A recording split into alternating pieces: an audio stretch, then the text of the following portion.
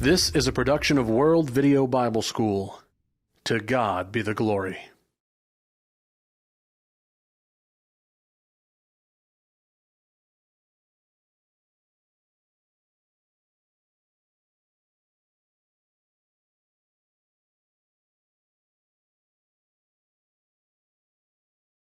That brings us to the final point in our study of this subject of sound doctrine, and it's very important.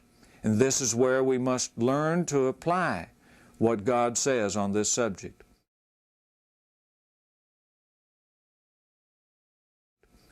The subject is, what is the individual Christian's responsibility concerning sound doctrine?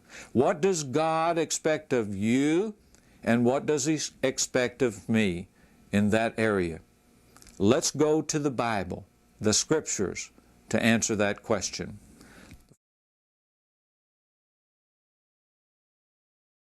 The first passage that we'd like to look at is in the book of 1 John. 1 John chapter 4, verse 1. Beloved, do not believe every spirit, but test the spirits whether they are of God, because many false prophets have gone out into the world.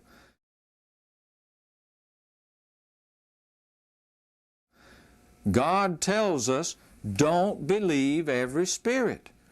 Don't believe everyone who comes teaching you.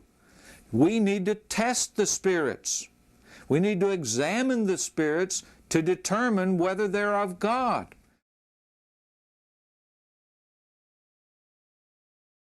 That is, whether they're teaching God's Word or they're teaching some perversion of God's Word. Why is that necessary? Because He said, many false prophets have gone out into the world.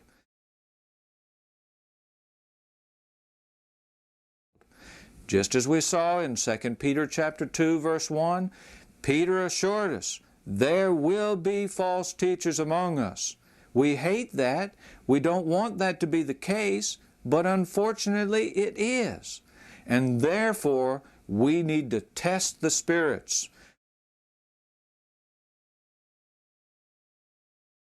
We need to test by using the standard that God has given us, the Word of God, the Bible.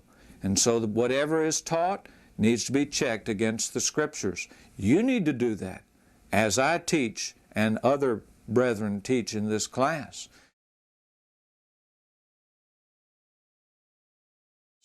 And I need to do that. All of us need to test the spirits whether they're of God, because there are many false prophets who have gone out in the world.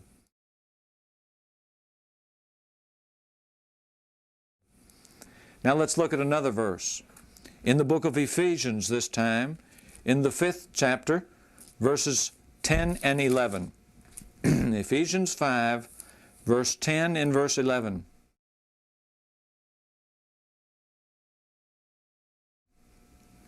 Proving what is acceptable to the Lord, and have no fellowship with the unfruitful works of darkness, but rather reprove them.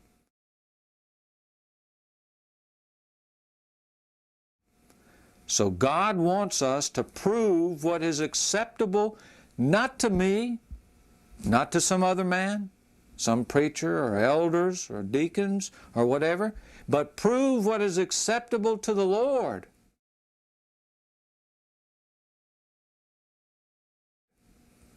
How am I going to do that? Well, I've got to go to His Word. I've got to make sure that I have authority from Christ. Colossians 3, verse 17. For everything that I do.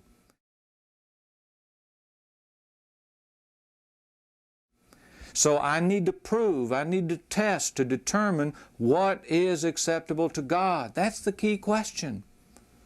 Then he says, have no fellowship with the unfruitful works of darkness.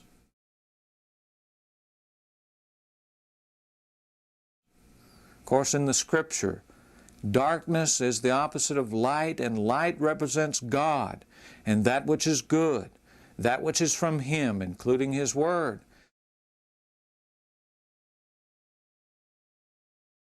So when he talks about the unfruitful works of darkness, he's talking about things that are contrary to God, opposed to God and His Word, that which is sinful. Fellowship means the joint participation in or the sharing of things in common. So when God says, don't have any fellowship with the unfruitful works of darkness, He's telling us, don't participate in those unfruitful works of darkness.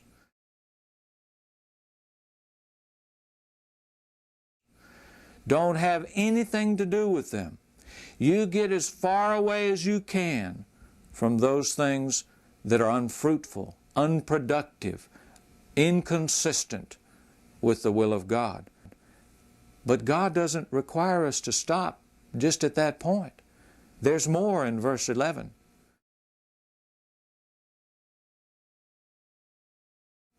He says, have no fellowship with the unfruitful works of darkness, but rather reprove them. In the New King James Version, it says, expose them. And that's exactly what that word means. It means to uncover, to expose, to place before all others.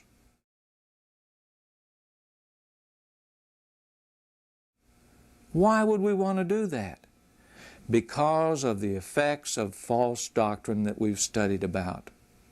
If you have a loved one who is being taught that which is false, if you really love them, you're going to expose that error, because that error will condemn their soul.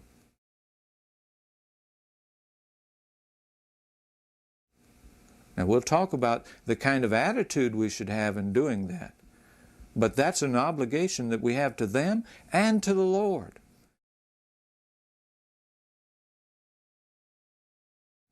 So have no fellowship with the unfruitful works of darkness, but rather expose them by teaching the truth, by shining the light of God's Word on the darkness of error.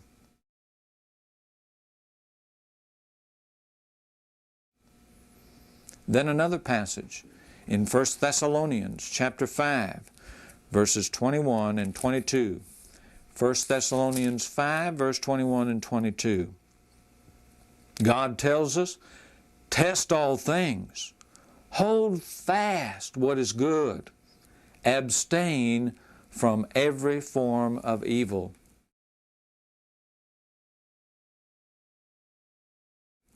Again, like Ephesians 5:10, God said, proving what is acceptable to the Lord. That's what He says at the beginning of 1 Thessalonians 5, verse 21. Test all things. How are we going to test those things?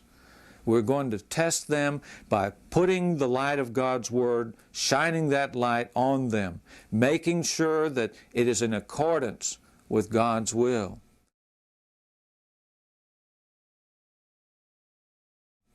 What is our purpose in doing that? Our purpose is to distinguish between what God says is good and what God says is evil. Because it said, hold fast to that which is good.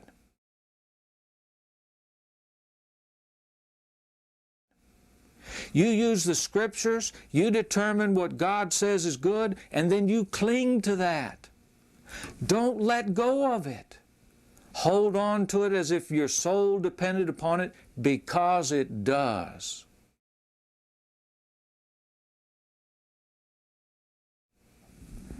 Also, he says, abstain from every form of evil.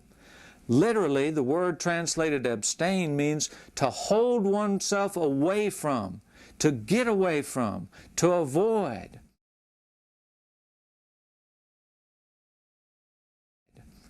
So we need to abstain from things that God says are evil according to His Word. We're to get away from them and keep ourselves away from those evil things.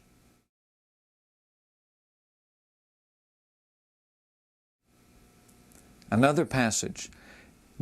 delineating the individual Christian's responsibility concerning sound doctrine is found in the book of Acts. In Acts chapter 17, verse 11. Acts 17, verse 11. Here God commends one group of people because of their attitude. Notice what he says.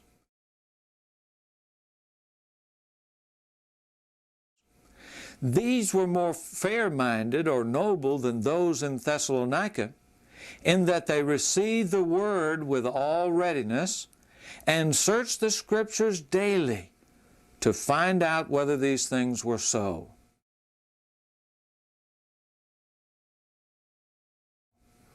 The people then in Berea, where God was talking about here, were more noble, were more fair-minded than those in Thessalonica. Why did God commend these people?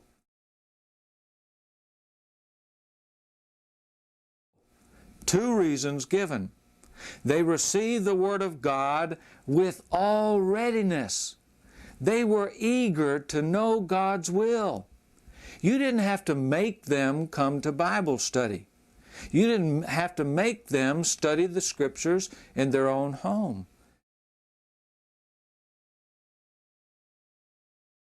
They were eager, ready to learn, but they didn't stop there. He said, and they searched the Scriptures daily to determine whether the things that were being said and done were so. That is, were in accordance with the Scriptures.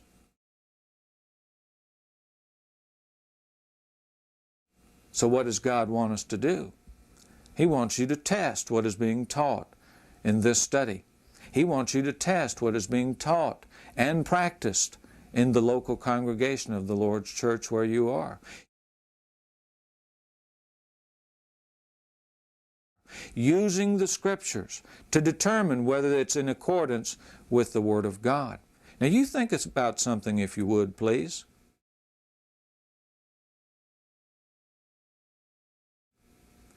These people were listening to inspired apostles of Christ and prophets of Christ.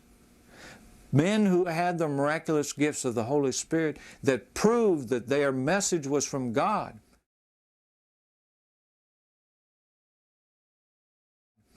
And yet, the people felt the need to check what they were saying against the Old Testament Scriptures at that time, making sure that what they said about Jesus from the Old Testament was true.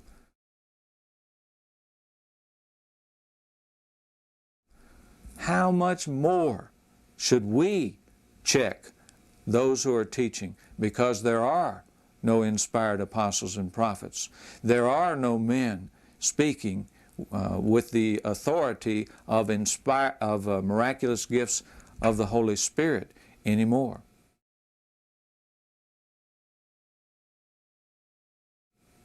So we need to search the Scriptures daily to determine whether the things are in accordance with the Scriptures. Then let's look at another passage. This one found in Mark's account of the Gospel, in Mark the 4th chapter and verse 24. Mark 4, verse 24.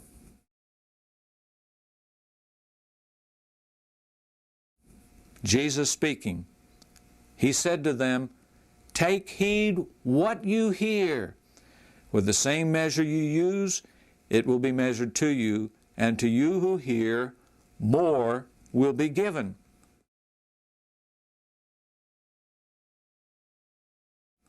Notice, Jesus admonishes us, warns us, you take heed what you hear. What you hear. Listen to what is being taught so that you know what is being taught.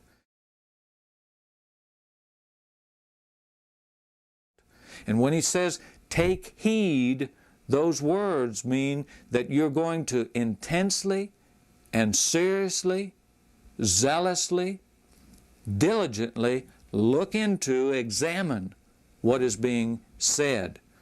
That's what Jesus meant when he said, take heed. Now I need to examine myself. Am I doing that? When the Bible is being preached or taught, am I taking heed, intensely, seriously, diligently, zealously looking into that to make sure that it is what God says in His Word?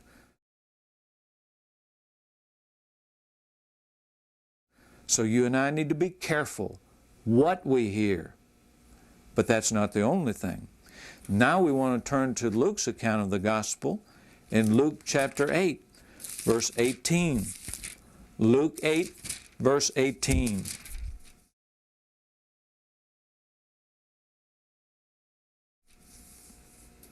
Here the Lord said, "Therefore, take heed how you hear. For whoever has, to him more will be given, and whoever does not have, even what he seems to have, will be taken from him."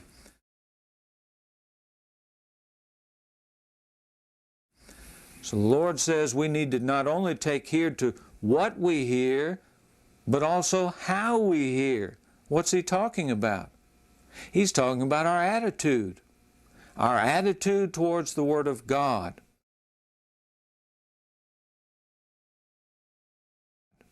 Are we open and receptive to God's will? Are we careful? Are we on guard? Are we paying attention?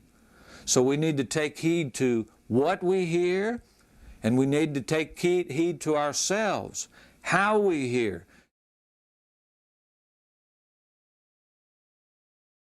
Do we have the right attitude, the right receptiveness and openness to the Word of God? And are we being careful what we hear and how we hear?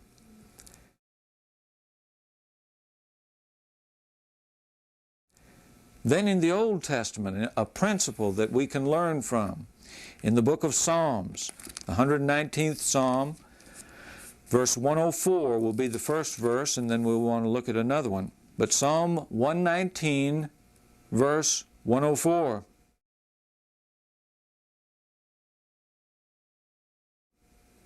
The psalmist said, "Through your precepts I get understanding, therefore I hate every false way."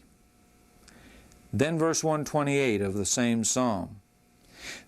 "Therefore all your precepts concerning all things I consider to be right. I hate every false way."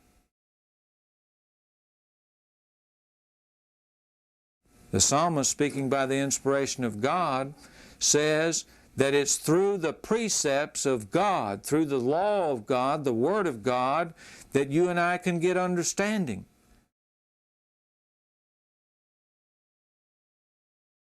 We don't need to go to any other source. Not the doctrines and commandments of men, not our human feelings, not our own common sense or reasoning power by itself, but to the Word of God.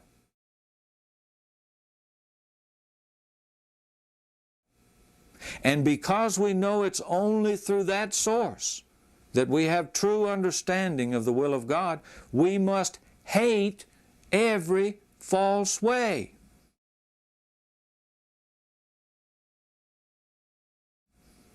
Now, God's not talking about hating people. We need to love people, even those who are teaching that which is wrong.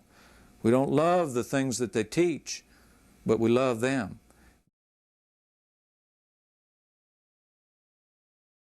But notice, God says, hate every false way. Now, I need to ask myself, is that my attitude? Or do I say, oh, it's not important? Why do you make such an issue of doctrine?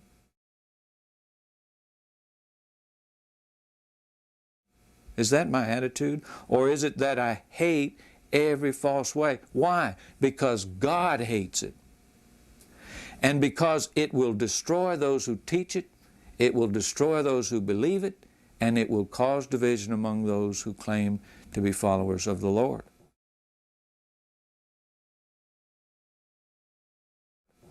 That's why it's so important for us to determine that what we're teaching and what is being taught is that which God defines as sound doctrine. We must hate every false way.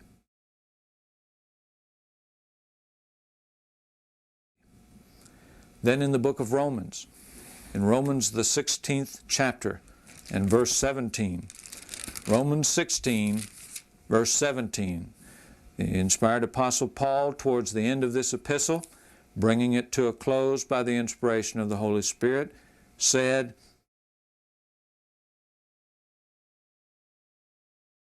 "Now I urge you, brethren, note those who cause divisions and offenses, contrary to the doctrine which you learned, and avoid them."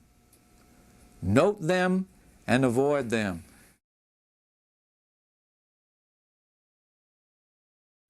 So Paul is urging us by the command of God, by the authority of Jesus Christ, to note those who cause divisions and offenses contrary to the doctrine of Christ, revealed in the New Testament of Christ.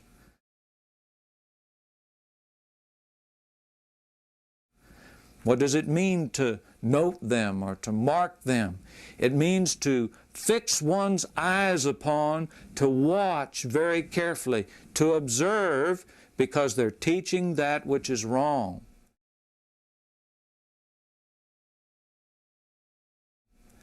But God doesn't stop there. Not only are we to watch them very carefully, but we're to avoid them. Literally, we're to turn away from that evil. We're to reject it and to get away as far as we can get from. We're to shun that one who is teaching that which is false if we've had an opportunity to work with that brother or sister and they refuse to repent.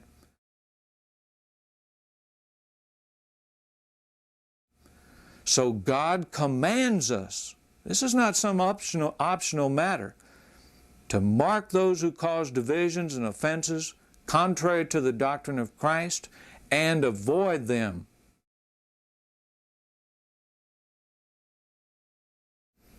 Then in the book of 2 John verses 9 through 11, a very important passage of Scripture on this subject. 2 John verses 9 through 11.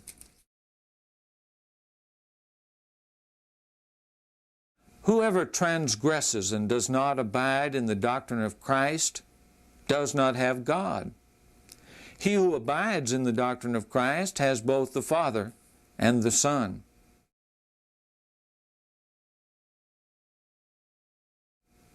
If anyone comes to you and does not bring this doctrine, do not receive him in your house, nor greet him, for he who greets him shares in his evil deeds."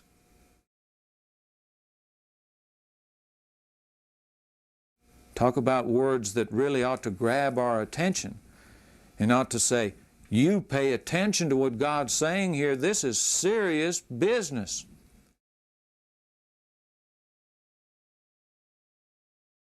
God said if we transgress, if we violate the doctrine of Christ, if we don't abide in the doctrine of Christ, we don't remain in that teaching, then what?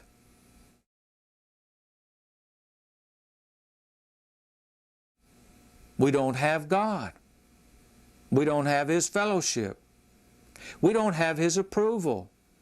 We don't have His watch care and His tender mercy upon us. You just go through the list of blessings that are available to the faithful Christian and say, those aren't available.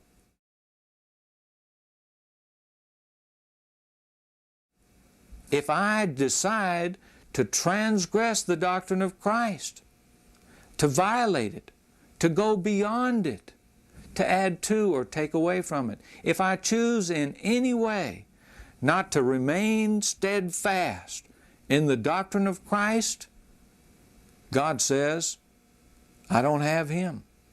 I don't have God.